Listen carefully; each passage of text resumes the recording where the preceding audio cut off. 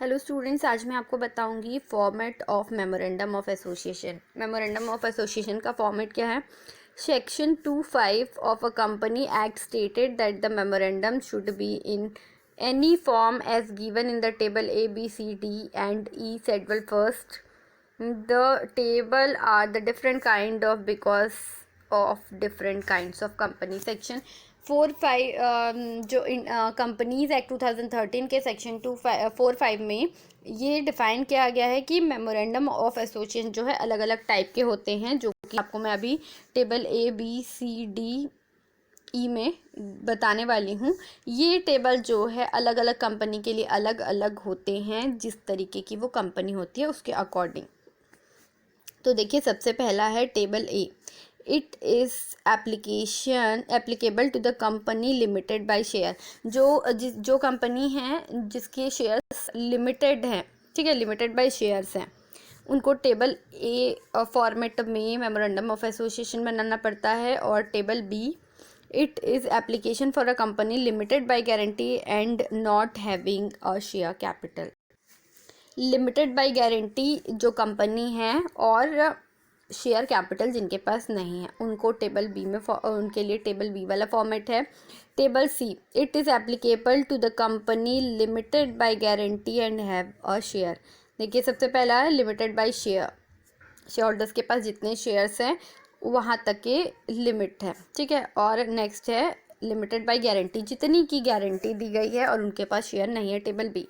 Table सी में क्या है, company has limited by guarantee, ठीक है, और उनके पास शेयर कैपिटल भी है।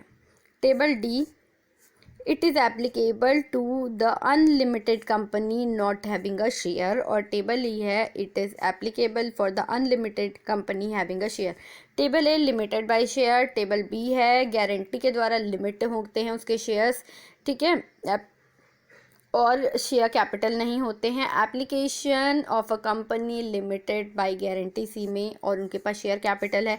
डी में है अनलिमिटेड कंपनी, शेयर कैपिटल नहीं होता इनके पास में। और टेबल ई में है application, it is applicable to an unlimited company having share. अब आइए आगे देखते हैं sample of memorandum of association company limited by share. Table A, ठीक है। XYZ private limited company, a company situated in Punjab. It engaged in the business of manufacturing security devices.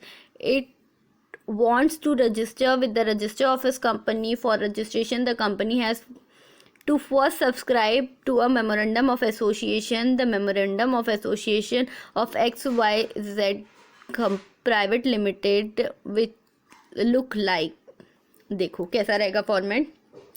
Since XYZ Private Limited Company is a company limited by share, the form given in Table A will be applicable to it. Company Act 2013, Company Limited by Share, Memorandum of Association of XYZ Private Limited, उसका format ऐसा रहेगा, ठीक है।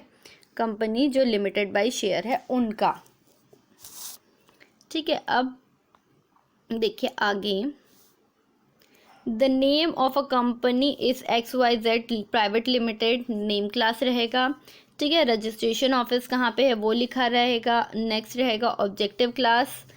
Objective, सबसे पहला objective class में रहेगा the objective to pursued by the company on the incorporation.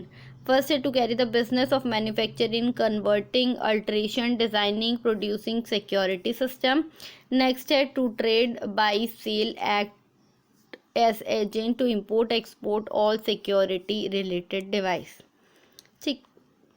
और थर्ड है carry on business and act as buyer, seller, trader, agent and dealer for obtaining the above objective, ठीक है। अब next है to objective class में भी ये packaging material जो है उनकी मार्केटिंग कैसे रहेगी वो दिया रहेगा।